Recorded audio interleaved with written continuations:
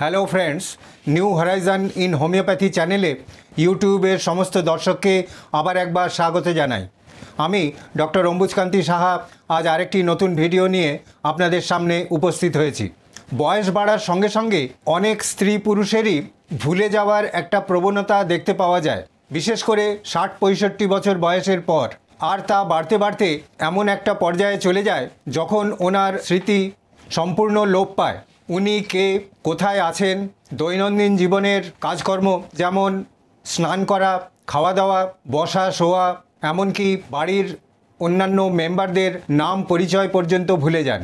অসংখ্য ইউটিউব দর্শকদের অনুরোধে আজ আমি বয়স্কদের স্মৃতির লোপ পাওয়ার যে সমস্যা, যাকে ডাক্তারি পরিভাষায় বলা হয় অ্যালজাইমার্স ডিজিজ, সেই প্রসঙ্গেই সংক্ষিপ্ত আলোচনা করতে চলেছি।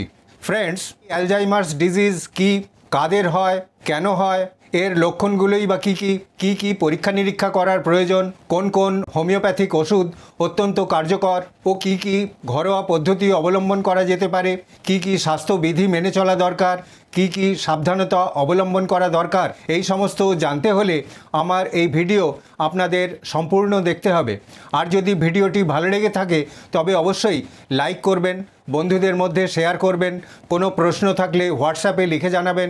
আর আপনি যদি এই চ্যানেলে নতুন হয়ে থাকেন তবে অবশ্যই সাবস্ক্রাইব বেল প্রেস করে চ্যানেলটিকে সাবস্ক্রাইব করবেন, যাতে নতুন নতুন ভিডিওর নোটিফিকেশান আপনি সবার প্রথমেই পেয়ে যান।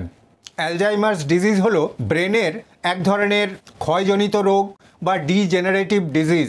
বৈজ্ঞানিকদের মতে বয়স বাড়ার সঙ্গে সঙ্গে ব্রেন সেল বা নিউরনে অ্যামাইলয়েড নামে এক ধরনের খুবই ক্ষতিকারক প্রোটিন তৈরি হয়।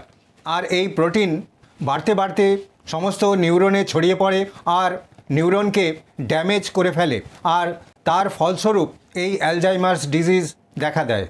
অ্যালজাইমার্স ডিজিজ খুবই কমন রোগ। দেখা গেছে 65 বছরের ঊর্ধ্বের মানুষদের 10 জনের মধ্যে একজন অ্যালজাইমার্স ডিজিজে আক্রান্ত। তবে কোনো মানুষের 40 বা 50 বছর বয়স থেকেই অ্যালজাইমার্স ডিজিজের প্রাথমিক লক্ষণগুলো দেখা দিতে আরম্ভ করে। প্রথম দিকে খুব হালকা ধরনের কিছু রোগ লক্ষণ দেখতে পাওয়া যায়, যেমন আক্রান্ত ব্যক্তি তার পরিচিত মানুষদের নাম ভুলে যান, নিজের বা অন্যের ফোন নাম্বার মনে রাখতে পারেন না, কোথাও কোনো জিনিস রেখে ভুলে যান বা ভুল কোনো জায়গায় উনি জিনিসপত্র রেখে দেন, আবার কথা বলতে বলতে শব্দ হারিয়ে ফেলেন বা কনফিউজড হয়ে যান।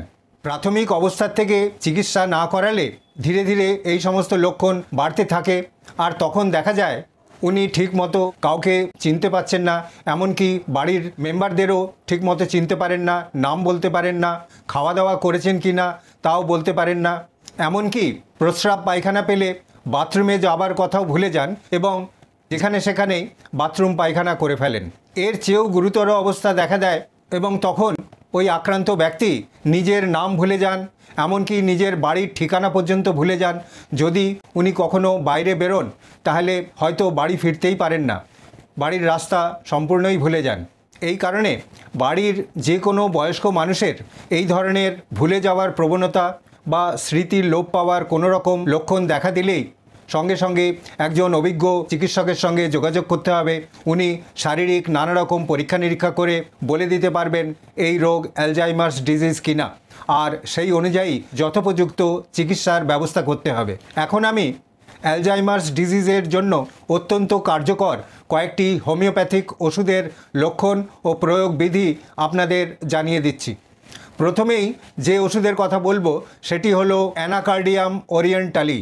অ্যানাকার্ডিয়ামের রোগীর স্মৃতিশক্তি এতটাই লোপ পায় যে উনি অতীতের কোনো কথাই বলতে পারেন না, ঠিকভাবে গুছিয়ে কথা বলতে পারেন না, আর তার সঙ্গে দেখা যায় শুধু মস্তিষ্ক নয়, অন্যান্য অর্গানগুলোও ঠিকমতো কাজ করে না।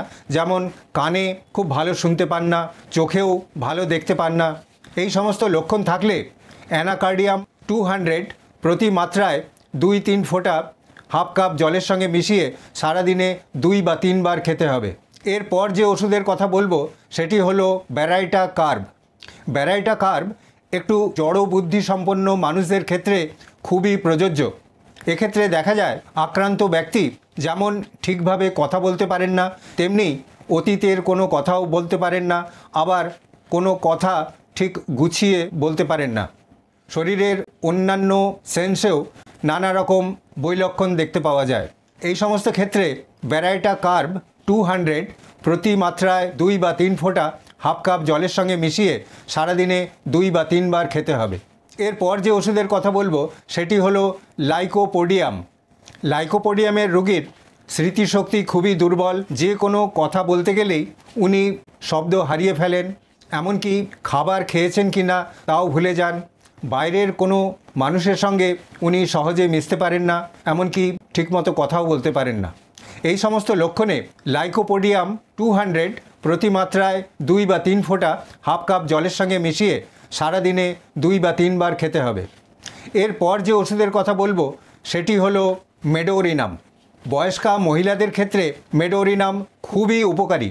যে সমস্ত মহিলা দৈনন্দিন জীবনে তাদের কাজকর্ম করতে করতেই ভুলে যান তিনি কি কাজ করছিলেন, কোথায় কি জিনিস রেখেছেন তাও ভুলে যান, এমনকি কোনো দোকানে গিয়ে জিনিসপত্র কিনে সেই জিনিস না নিয়েই বাড়ি ফিরে আসেন।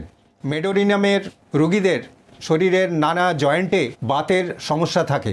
এই সমস্ত লক্ষণে মেডোরিনাম 200 প্রতি মাত্রায় 2 বা 3 ফোঁটা হাফ কাপ জলের সঙ্গে মিশিয়ে সারাদিনে 2 বা 3 বার খেতে হবে। হোমিওপ্যাথিতে অ্যালজাইমার্স ডিজিজের জন্য এই সমস্ত ওষুধ ছাড়াও আরও অনেক ওষুধ আছে। সেই কারণে সবচেয়ে ভালো হয় একজন অভিজ্ঞ হোমিওপ্যাথিক চিকিৎসকের সঙ্গে যোগাযোগ করে তার তত্ত্বাবধানে থেকে তার নির্দেশ মতো ওষুধ খাওয়া। এই সমস্ত ওষুধ খাওয়ার সঙ্গে সঙ্গে কতকগুলো ঘরোয়া পদ্ধতি অবলম্বন করা যেতে পারে, যেমন অ্যালজাইমার্স ডিজিজ আক্রান্ত রোগীদের খুব পুষ্টিকর খাবার দিতে হবে, প্রচুর পরিমাণ vitamin A, vitamin D3, vitamin B complex, vitamin C, zinc ইত্যাদি দিতে হবে, আর সম্ভব হলে সাপ্লিমেন্ট দেওয়াও যেতে পারে। প্রতিদিন এক্সারসাইজ করতে হবে, 8 ঘন্টা ঘুমানোর ব্যবস্থা করতে হবে। একটু বয়স্ক ব্যক্তিদের একটা অ্যাসোসিয়েশন তৈরি করে তার সঙ্গে যোগাযোগ রাখতে হবে, নানা ধরনের সামাজিক কাজে নিজেকে নিযুক্ত রাখতে হবে, মিউজিক থেরাপি নেওয়া যেতে পারে। তাছাড়াও গান বাজনার চর্চা করা খুবই উপকারী। আর যে বিষয়ে খুব সাবধান থাকতে হবে তা হলো বাড়ির বাইরে বেরোনোর সময় অবশ্যই নিজের নাম ঠিকানা নিয়ে বেরোতে হবে, যাতে কোনো কারণে উনি যদি রাস্তা ভুলে যান বা নিজের বাড়ির ঠিকানা বলতে না পারেন তাহলে অন্য কেউ যেন তাকে বাড়িতে পৌঁছে দিতে পারেন। এই সব করলে আর ওষুধপত্র খেলে বয়স্ক মানুষদের এই স্মৃতি লোপ পাওয়ার যে সমস্যা অর্থাৎ অ্যালজাইমার্স ডিজিজ থেকে মুক্তি পাওয়া সম্ভব হতে পারে। আশা করি আমার এই ভিডিও সামান্য হলেও আপনাদের উপকারে আসবে।